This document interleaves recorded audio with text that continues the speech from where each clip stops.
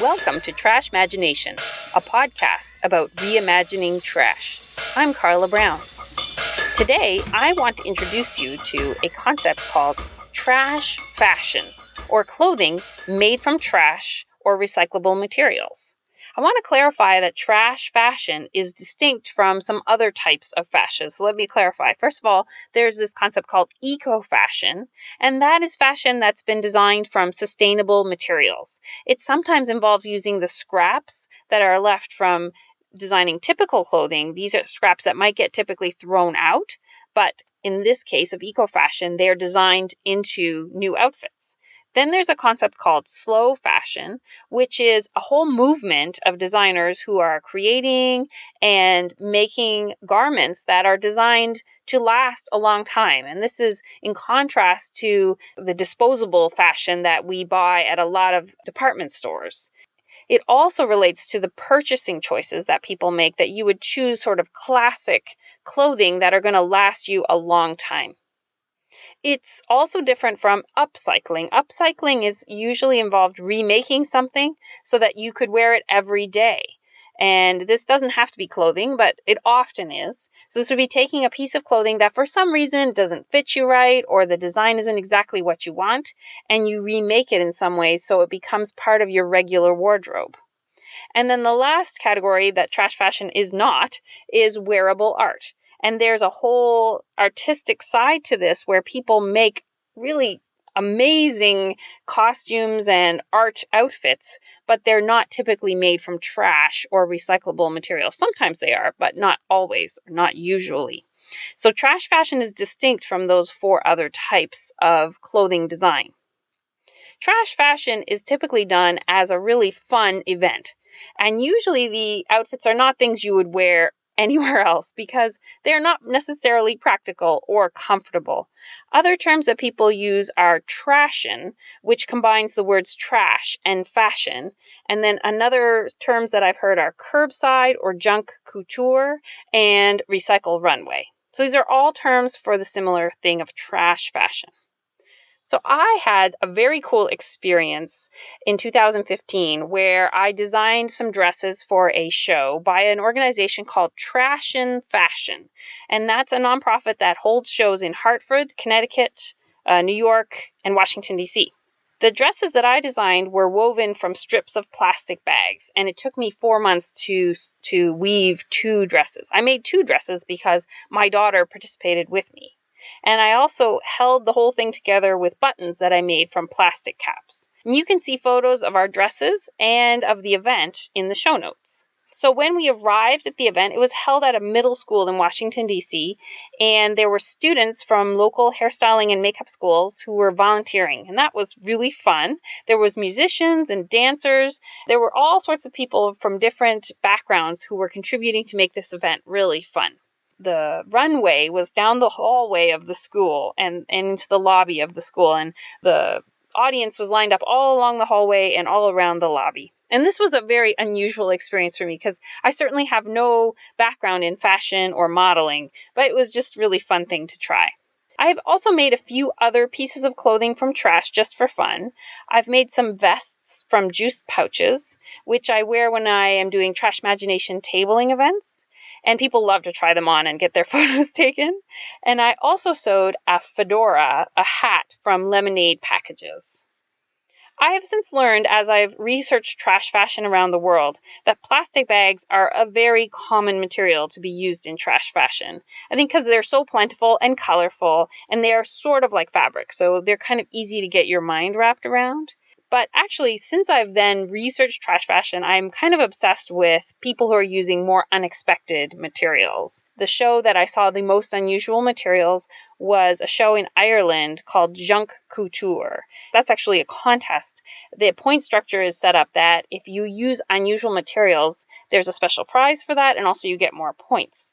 And so just to illustrate that they are being far more imaginative, the winners in 2016 made outfits from pantyhose and tights that had runs in them, and they crocheted them into this gorgeous dress. There was a dress made out of cow tags and milking supplies. So someone who worked in a dairy got the supplies from there and made their dress out of it.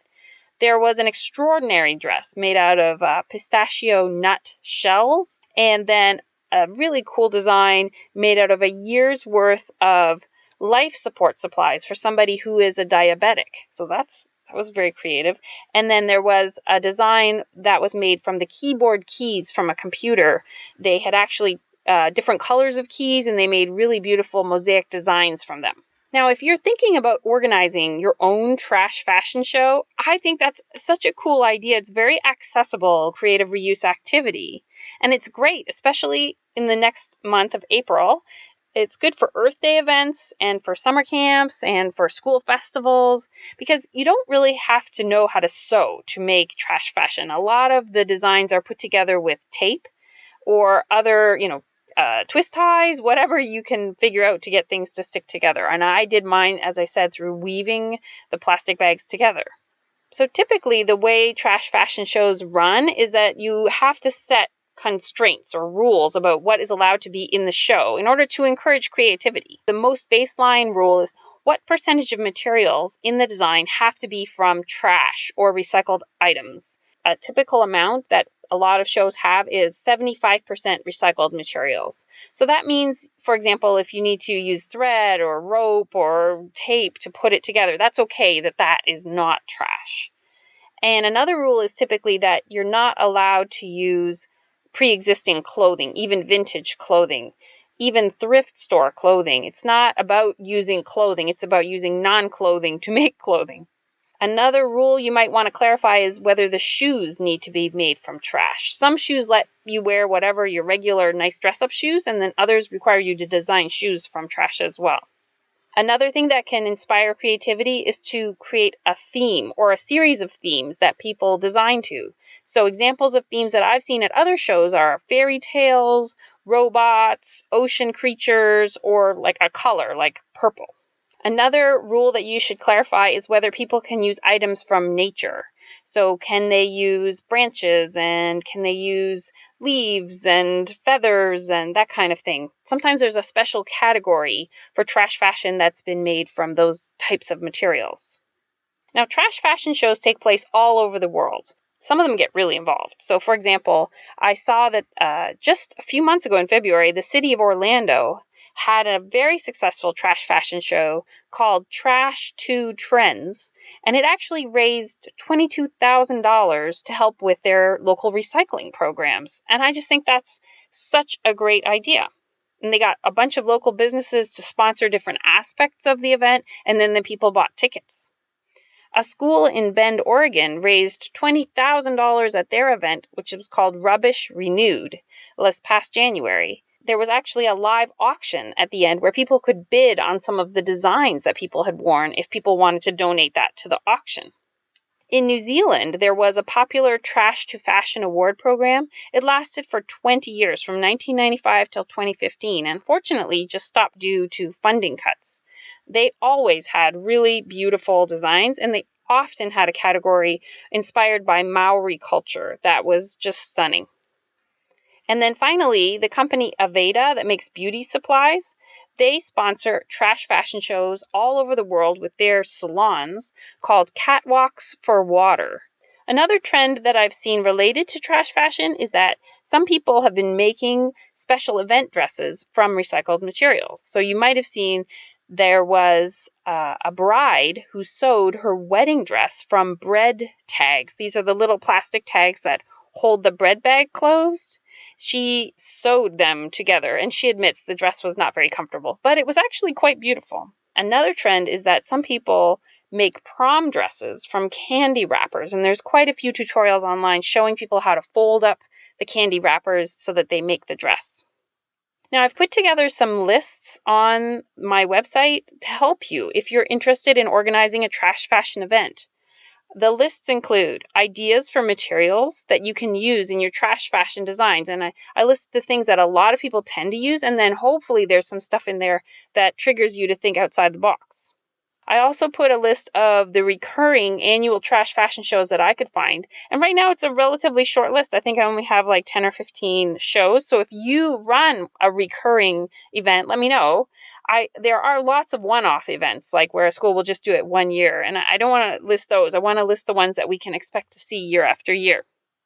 And then finally, I pulled together a list of designers who incorporate trash fashion as part of their regular work that they do. If you have other material ideas or shows, or you know of some designers, I would love to hear from you if you could email me at trashmagination@gmail.com. Finally, I have been curating a huge Pinterest board of trash fashion designs. I've been doing that for quite a few years now, and it has more than 100 pins on it right now. So check that. There's a link for that in the show notes. And then the last thing I'll talk about is today's Trashmagination checklist. So these are activities that you might want to try, inspired by today's podcast. Number 1, look for a trash fashion show near you. And this time of year is the time to look because it's often happening around Earth Day. Secondly, consider organizing a trash fashion show. And finally, I hope trash fashion might inspire you to go beyond the obvious answer. I mentioned that trash fashion designers tend to use the same types of materials, which was plastic bags and plastic caps. But some people really are expanding the boundaries and finding new materials. So I hope that inspires you to seek a solution to whatever you're trying to solve right now that's outside the obvious. So until next time, may you see your trash as just another source of fashion in your life.